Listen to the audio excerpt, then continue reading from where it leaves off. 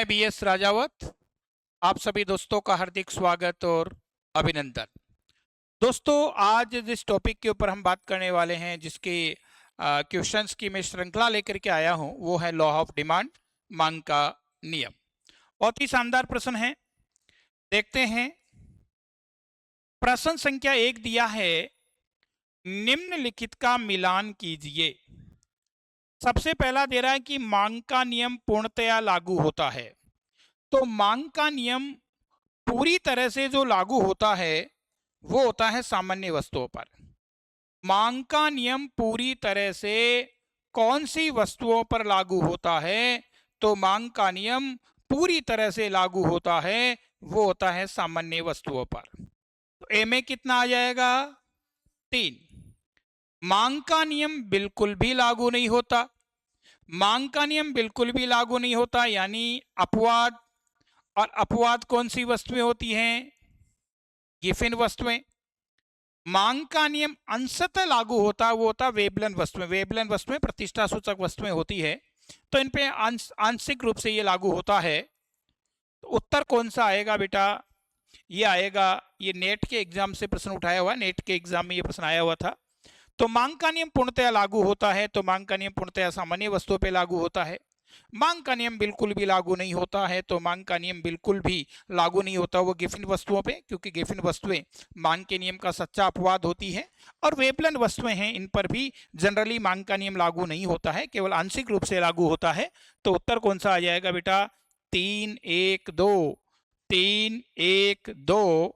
उत्तर कौन सा आ गया? सी। ये नेट कॉमर्स में ये प्रश्न पूछा हुआ है, वहां से ये प्रश्न लिया मैंने। नेक्स्ट, प्रश्न संख्या 2। निम्नलिखित में से कौन सा कथन सत्य है? बेटा सही स्टेटमेंट पूछ रहा है। निकृष्ट वस्तुओं के मामले में आय प्रभाव ऋणात्मक होता है और प्रतिस्थापन प्रभाव धनात्मक होता है। तो ये सत्य कथन पूछ रहा है। निकृष्ट वस्तुओं के मामले में आय प्रभाव तथा प्रतिस्थापन प्रभाव धनात्मक होते हैं। निकृष्ट वस्तुओं के मामले में आय प्रभाव तथा प्रतिस्थापन प्रभाव ऋणात्मक होते हैं। निकृष्ट वस्तुओं के मामले में आय प्रभाव धनात्मक होता है, जबकि प्रतिस्थापन प्रभाव ऋणात्मक होता है। सबसे पहली बात आप देखें तो निकृष्ट वस्तुओं के मामले में आय प्रभाव है वो बेटा ऋणात्मक होता है। निकृष्ट वस्तुएं हैं, अगर निकृष्ट वस्तुएं हैं और उपभोक्ता की आय बढ़ गई तो निकृष्ट वस्तुओं की मांग क्या करेगी? घटेगी। तो निकृष्ट वस्तुओं के संबंध में आय प्रभाव ऋणात्मक है।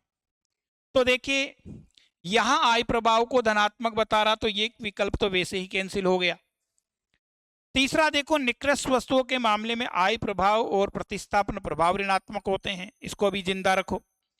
निकृष्ट वस्तुओं के मामले में आय प्रभाव धनात्मक, जहां धनात्मक दिया तो ये भी कट हो गया।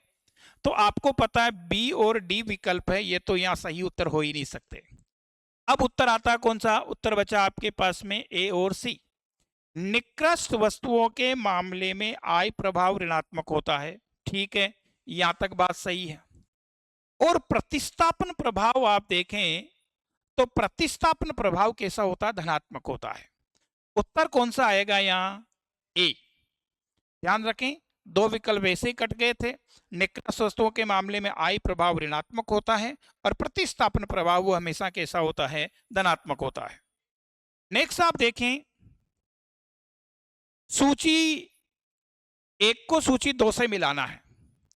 मांग का संकुचन, तो मांग का संकुचन कब होता है? मांग का संकुचन होता है कीमत बढ़ने से मांग की मात्रा का घटना। तो मांग का संकुचन किसके कारण होगा? तो कीमत परिवर्तन के प्रभाव के कारण होगा। मांग का संकुचन कीमत परिवर्तन प्रभाव के कारण होता है। यानी मांग का संकुचन होता क्या है? कीमत बढ़ने पर मांग की मात्रा का घटना। मांग में कमी होती है मांग वक्र का बाईं ओर विवर्तित होना, यह मांग में कमी है। मांग में वृद्धि मांग वक्र का दाईं ओर विवर्तित होना। और मांग का विस्तार क्या होता है? कीमत घटने पर मांग की मात्रा का बढ़ना, ये मांग का क्या कहलाता है? विस्तार कहलाता है। तो देखो, गैर कीमत परिवर्तन का प्रभाव, गैर कीमत परिवर्तन का प्रभाव बेटा कीमत परिवर्तन का प्रभाव है। ये तो होता है विस्तार और संकोचन। बड़ा अच्छा प्रश्न है। गैर कीमत का प्रभाव है वृद्धि और कमी। गैर कीमत का मतलब है अन्य बातों के कारण परिवर्तन आना। फिर है बेटा मांग वक्र वही रहता है। तो मांग वक्र वही स्थिर रहता है। तो मांग वक्र स्थिर किसमें रहता है? विस्तार और संकुचन की कंडीशन में। मांग वक्र का स्थान परिवर्तन होता है। तो स्थान परिवर्तन होता है वृद्धि और कमी में। वृद्धि और कमी में या तो दाईं तरफ जाएगा या बाईं तरफ जाएगा। तो देखते हैं, बड़ा अच्छा प्रश्न है। तो क्योंकि बहुत निकट के इसमें विकल्प दिए हैं, तो मांग का संकुचन, तो मांग का संकुचन में उत्तर एक तो हो सकता है कीमत में परिवर्तन के कारण, 3 भी हो सकता है, और दूसरा है कि मांग वक्र वही रहता है, यानी 2 भी हो सकता है। सेट करना पड़ेगा विकल्पों के हिसाब से। दूसरा आप देखो, ए में 3 भी हो सकता है, 2 भी हो सकता है, फिर विकल्प के हिसाब से सेट करना पड़ेगा। दूसरा है मांग में कमी। मांग में कमी, तो मांग में कमी है, गैर कीमत परिवर्तन का प्रभाव होता है, यानी एक भी उत्तर हो सकता है इसका। और दूसरी चीज, मांग वक्र का, मांग वक्र स्थान परिवर्तन होता है, यानी 4 भी इसका उत्तर हो सकता है। सी में देखो, तो सी है मांग में वृद्धि। तो मांग में वृद्धि, तो मांग में वृद्धि गैर कीमत परिवर्तन के कारण, यानी 1 भी हो सकता है, और मांग वक्र में परिवर्तन आएगा 4 भी हो सकता है। डी आप देखो, तो मांग का विस्तार, मांग का विस्तार है, इसमें मांग वक्र वही रहता है, यानी 2 भी हो सकता है, और कीमत परिवर्तन के कारण होता है, यानी 3 भी हो सकता है। अब देखिए कितना अच्छा प्रश्न दिया है। अब ए में आप देखो, तो ए में 3 भी हो सकता है, 2 भी हो सकता है। तो 3 2 2 जगह, यानी बी और बी और सी विकल्प तो कट गया। या तो ए हो सकता है या डी हो सकता है। तो आगे मिलाते चले, बी, बी में 1 भी हो सकता है, 4 भी हो सकता है। 1 भी है और 4 भी है।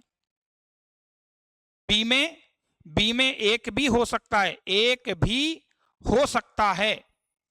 बी में 1 भी हो सकता है, 4 भी हो सकता है। तो ये 1 हो गया, ये 4 हो गया, अभी तक मैच कर रहा है। सी में आप देखो, तो 1 भी हो सकता है, 4 भी हो सकता है, 1 भी हो सकता है, 4 भी हो सकता है। फिर डी में 2 भी हो सकता है, 3 भी हो सकता है। बड़ा निकट का मामला है। तो देखिए, मांग का संकुचन, मांग के संकुचन में आप कहोगे कि मांग का जो संकुचन है, इसमें कीमत परिवर्तन का प्रभाव होता है, यानी कीमत में परिवर्तन के कारण मांग का संकुचन होता है। विस्तार और संकुचन हमेशा कीमत में परिवर्तन के कारण ही होता है। दूसरा आप देखें मांग में कमी, तो मांग में कमी है, ये हमेशा गैर कीमत परिवर्तन का प्रभाव होता है, यानी अन्य बातों में परिवर्तन के कारण मांग में कमी और वृद्धि आती है। फिर है मांग में वृद्धि, तो मांग में वृद्धि से आपका मांग वक्र है, इसका स्थान बदल जाता है। मांग वक्र कौन सी तरफ चला जाता है? मांग वक्र दाईं ओर चला जाता है। और फिर है मांग का विस्तार, तो मांग के विस्तार और संकुचन से मांग वक्र है स्थिर बना रहता है। क्यों? क्योंकि विस्तार और संकुचन से मांग वक्र में परिवर्तन नहीं आता है, केवल मांग रेखा का ढाल बदलता है। तो बेटा जी आप देखो, ए में अपन ने कर दिया 3, बी में कर दिया अपन ने 1, सी में कर लिया अपन ने 4, और डी में कर लिया अपन ने 2। तो 3 1 4 2, 3 1 4 2, उत्तर कौन सा हो जाएगा यहाँ? ए। बड़ा अच्छा प्रश्न है। फिर आप देखिएगा नेक्स्ट प्रश्न है, कथन दिया है मांग वक्र का ऋणात्मक ढाल होता है जो कि कीमत तथा मांगी गई मात्रा के बीच प्रतिलोम संबंध बताता है। बिल्कुल सही बात है। देखिए, मांग वक्र का ढाल ऋणात्मक है, ये डिमांड कर्व है, ठीक है। इसको आप कौन सा ढाल कहते हैं? इसको आप ऋणात्मक कहते हैं। होता कब है? जब ये कीमत और मांग के बीच कैसा संबंध बताता है? विपरीत। देखो, ये ए बिंदु है जिसपे प्राइस थी पी, क्वांटिटी थी क्यू। अब देखो, कीमत तो क्या कर रही है? घट रही है। मांग क्या कर रही है? बढ़ रही है। यानी कैसा संबंध है? ऋणात्मक ढाल है, और ऋणात्मक ढाल में कीमत और मांग के बीच विपरीत संबंध है।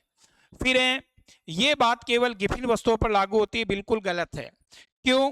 क्योंकि गिफिन वस्तुओं का मांग वक्र ऋणात्मक ढाल का नहीं होता है। गिफिन वस्तुओं का मांग वक्र तो धनात्मक ढाल का होता है। ये तो कौन सी वस्तुओं का होता है? ये तो सामान्य वस्तुओं का होता है।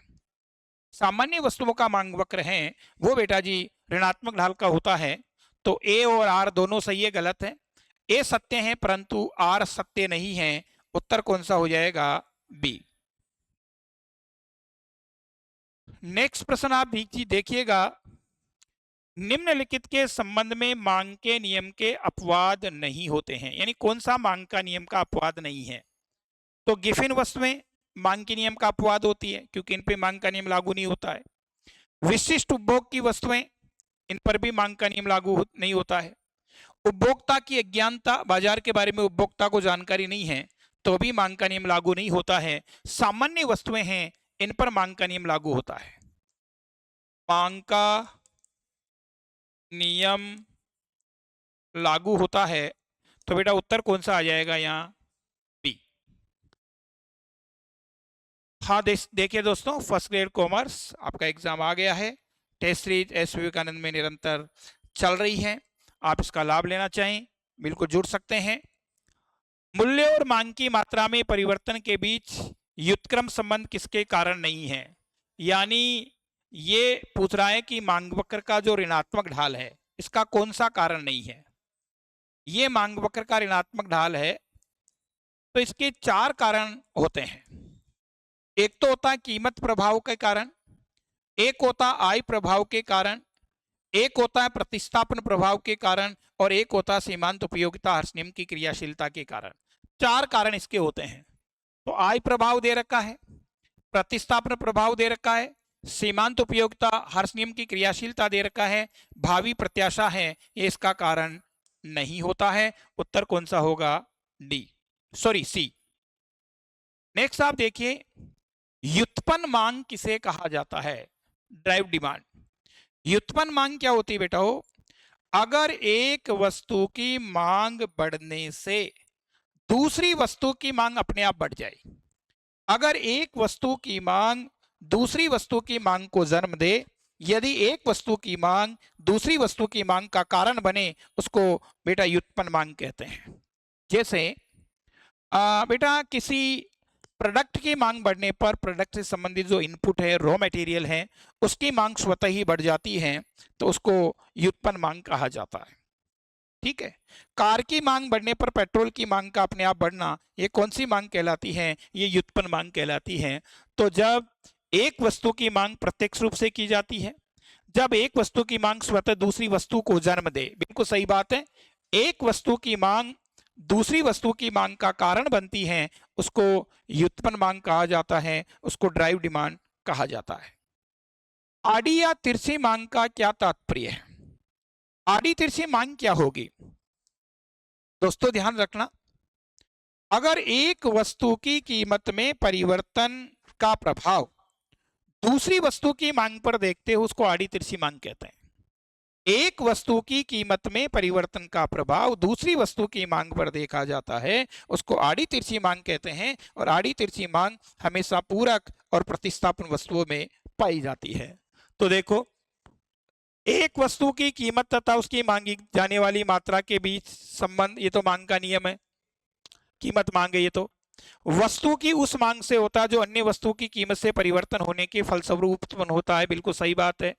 एक वस्तु की कीमत में परिवर्तन से दूसरी वस्तु की मांग में होने वाला परिवर्तन है वो आड़ी तिरछी मांग कहलाता है।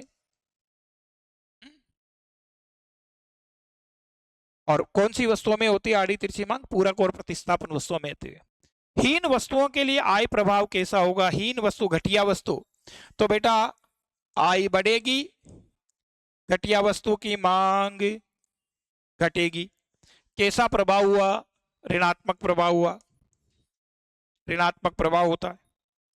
नेक्स्ट आप देखिए, मांग के नियम के अंतर्गत, मांग के नियम के अंतर्गत वस्तु का मूल्य स्वतंत्र चर होता है, वस्तु की मांग की मात्रा प्रतंत्र चर होती है। वस्तु की कीमत उसकी मांग के बीच विपरीत संबंध का अध्ययन किया जाता है। सारे सही है। कैसे? देखो,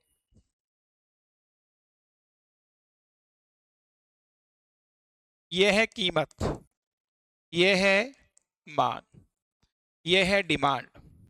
ध्यान रखना, डिमांड किस पे डिपेंड करती है? डिमांड डिपेंड करती है प्राइस पर। ये प्राइस ये थी तो डिमांड ये थी। अब देखो, प्राइस घट रही है, मांग बढ़ रही है, प्राइस बढ़ रही है, मांग घट रही है। यानी ध्यान रखने वाली बात यह है कि यहाँ कीमत है, ये स्वतंत्र चर है, मांग है वो आश्रित चर है। कीमत और मांग की मात्रा के बीच में संबंध है वो कैसा? विपरीत है। तो यहाँ सही विकल्प कौन सा होगा? डी होगा, उपरोक्त सभी। मांग में वृद्धि से अभिप्राय है।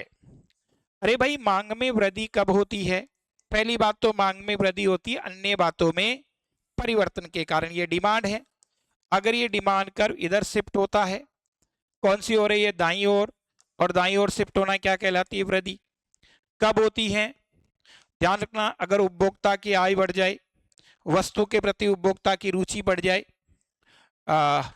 अगर प्राकृतिक दशाएं हैं, मौसम या जलवायु वस्तु के उपभोग के लिए अनुकूल हो जाए, अगर भावी कीमत बढ़ने का अनुमान हो जाए, जनसंख्या का आकार बढ़ जाए, तो ऐसी स्थिति में मांग वक्र कौन सी तरफ जाता है? दाईं ओर जाता है। तो मांग में वृद्धि का अभिप्राय है एक ही मांग वक्र पर कीमत कम होने पर उपभोग में अधिकता। एक ही मांग वक्र पे है, ये वृद्धि नहीं है, ये तो मांग का विस्तार है, ये तो मांग का विस्तार होता है। दूसरे मांग वक्र पर स्थानांतरित होने के कारण उपभोग की अधिकता, तो बिल्कुल सही है। दूसरे मांग वक्र पर देखो वृद्धि कब होती है? दाईं ओर। तो उत्तर कौन सा आ जाएगा? बी। नेक्स्ट आप देखिएगा दोस्तों, रिसर्च असिस्टेंट है, इसकी भी टेस्ट सीरीज है, एस विवेकानंद संस्थान है, इसमें बहुत ही तरीके से और व्यवस्थित रूप से चल रही है। आप आरए की तैयारी कर रहे हैं, टेस्ट सीरीज से जुड़ना चाहते हैं तो एस विवेकानंद संस्थान के साथ जुड़ सकते हैं। नेक्स्ट आप देखिएगा, मांग के नियम के संबंध में निम्नलिखित में से कौन सा अपवाद नहीं है? तो बेटा अपवाद कौन सा मांग के नियम का अपवाद नहीं है? तो अति आवश्यक वस्तुएं हैं, अति आवश्यक वस्तुएं ये मांग के नियम का अपवाद होती है। गिफिन वस्तुएं हैं, ये भी मांग के नियम का अपवाद होती है। कीमतों में लगातार वृद्धि या कमी होना, और किस कारण? आपातकालीन स्थिति है, आपातकालीन स्थिति है और इस कारण से कीमतों में उतार चढ़ाव आ रहा है, इस दौरान भी मांग का नियम लागू नहीं होता है। सीमांत उपयोगिता हर्ष नियम की क्रियाशीलता, ये मांग के नियम का अपवाद नहीं है, यह तो मांग वक्र के ऋणात्मक ढाल का कारण है। मांग वक्र के ऋणात्मक ढाल का कारण होता है सीमांत उपयोगिता हर्ष नियम की क्रियाशीलता। तो उत्तर कौन सा आ जाएगा? ए। मांग वक्र का ढाल धनात्मक होता है, ऋणात्मक होता है, धनात्मक और ऋणात्मक दोनों होता है। बेटा बड़ा अच्छा प्रश्न है, उत्तर आएगा धनात्मक और ऋणात्मक दोनों होता है। क्यों? अगर प्रश्न में प्राय होता कि मांग वक्र का ढाल प्राय कैसा होता है, तो प्राय तो ऋणात्मक होता है, पर चूंकि देखो केवल मांग वक्र का ढाल पूछा है, तो सामान्य वस्तुओं के संबंध में तो मांग वक्र का ढाल है वो कैसा होता है? ऋणात्मक होता है। पर गिफिन वस्तु के संबंध में आप देखो तो गिफिन वस्तु के संबंध में मांग वक्र का ढाल धनात्मक भी होता है। तो उत्तर कौन सा आएगा? सी। धनात्मक भी हो सकता है, ऋणात्मक भी हो सकता है। नेक्स्ट, कुछ घटिया वस्तुओं की कीमत गिराने पर प्राय उनकी मांग बढ़ने की बजाय घटती है, इसका कारण क्या है? कुछ घटिया वस्तुएं की कीमत गिराने पर, यानी कीमत गिर रही है और उनकी मांग भी गिर रही है, यानी ये कौन सी वस्तु है? गिफिन वस्तुएं हैं, क्योंकि गिफिन वस्तुओं पर मांग का नियम लागू नहीं होता है, ये गिफिन वस्तुएं हैं। ठीक है, तो इसका कारण क्या है? तो ये गिफिन विरोधाभास है, क्योंकि इसका मतलब ये वस्तुएं कैसी? गिफिन वस्तुएं हैं। गिफिन वस्तुओं पर मांग का नियम लागू नहीं होता है। गिफिन वस्तुओं की कीमत बढ़ने पर मांग बढ़ती है, कीमत घटने पर मांग घटती है। नेक्स्ट आप देखिए, कीमत मांग वक्र कीमत के विभिन्न स्तरों पर, कीमत मांग वक्र विभिन्न स्तरों पर उपभोक्ता के आय में होने वाले परिवर्तनों को व्यक्त करता है, मांग की विभिन्न मात्राओं को व्यक्त करता है, उपभोक्ता की रुचि को व्यक्त करता है। तो मांग की मात्राओं को व्यक्त करेगा अलग अलग कीमतों पर। अलग अलग कीमतों पर मांग की मात्रा क्या है? ये कीमत है, ये मांग की मात्रा है, ये डिमांड कर्व है। अलग अलग कीमत पर अलग अलग मात्रा को बताएगा। देखो, इधर कीमत है, इधर मात्रा है, तो उत्तर कौन सा हो जाएगा? बी। नेक्स्ट आप देखिएगा प्रश्न संख्या 16, स्थानापन्न वस्तुओं की स्थिति में एक वस्तु की कीमत में वृद्धि हो जाने के फलस्वरूप। स्थानापन्न वस्तुएं हैं, स्थानापन्न वस्तुएं हैं समोसा और कचौरी। ठीक है, अब कह रहा है कि बेटा पहले मान लो समोसा है, ये भी 20 रुपए का था, कचौरी ये भी 20 रुपए की है। ठीक है, जिसको समोसा खाना था वो समोसा खा रहा था, जिसको कचौरी खाना था वो कचौरी खा रहा था। अब क्या हुआ? कचौरी तो अभी भी 20 रुपए की है, पर समोसे की कीमत बढ़ करके 25 रुपए हो गई। तो क्या प्रभाव पड़ेगा? तो समोसा खाने वाले कुछ लोग किसकी तरफ भग जाएंगे? कचौरी की तरफ भग जाएंगे, यानी कचौरी की मांग पहले की अपेक्षा क्या करेगी? कचौरी की मांग है वो पहले की अपेक्षा बढ़ जाएगी।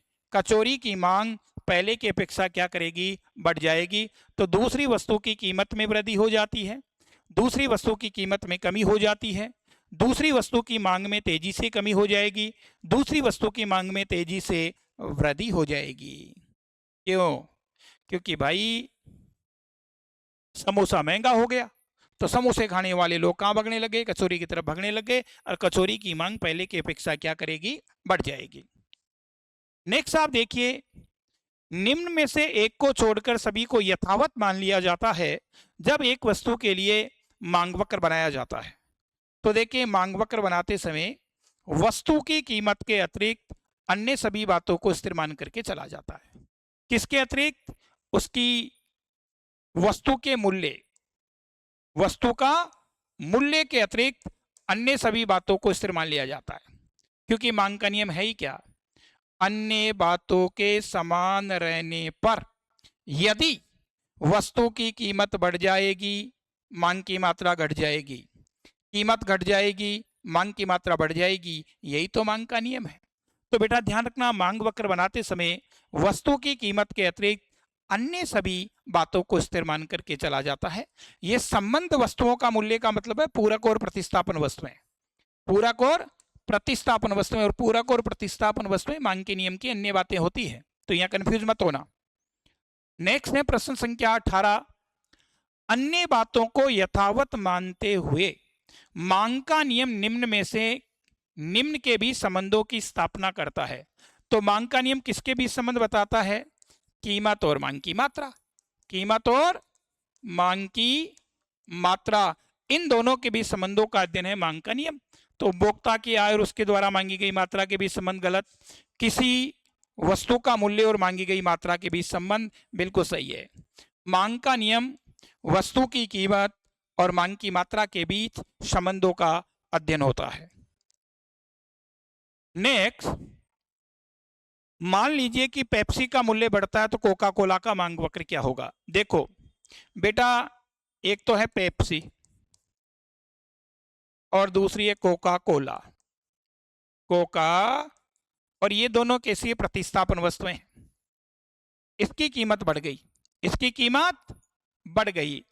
अब पेप्सी का मूल्य बढ़ गया तो बेटा पेप्सी पीने वाले लोग कोका कोला की तरफ भागेंगे, और कोका कोला की क्या करेगी? डिमांड बढ़ेगी, और डिमांड बढ़ती है तो मांग वक्र कौन सी तरफ जाता है? दाईं तरफ। बढ़ता है दाईं तरफ, घटता है बाईं तरफ। उत्तर कौन सा आ जाएगा?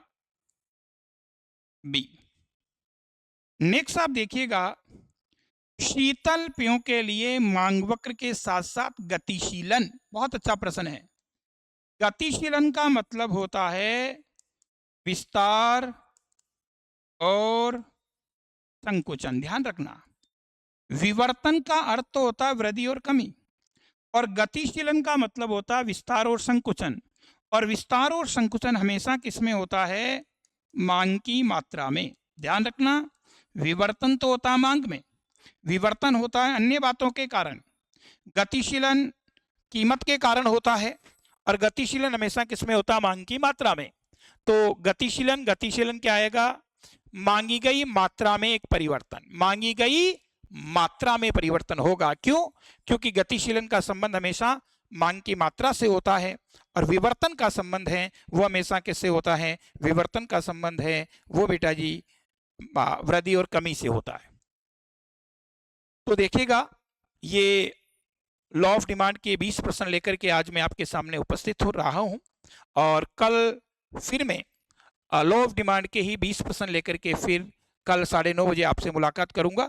बेटा वो इन प्रश्नों को बहुत गहराई से देखते रहो और अपनी तैयारी है उसको मजबूत करते रहो, क्योंकि अब समय है अपनी तैयारी को उधार देने का, क्योंकि लगभग अपने पास में 20 दिन का समय बचा है, और 20 दिन में अपनी तैयारी को बहुत रफ एंड टफ कर लो, ताकि हमारा सिलेक्शन है उसकी संभावना है पूरी 100% संभावना बन जाए। Thank you.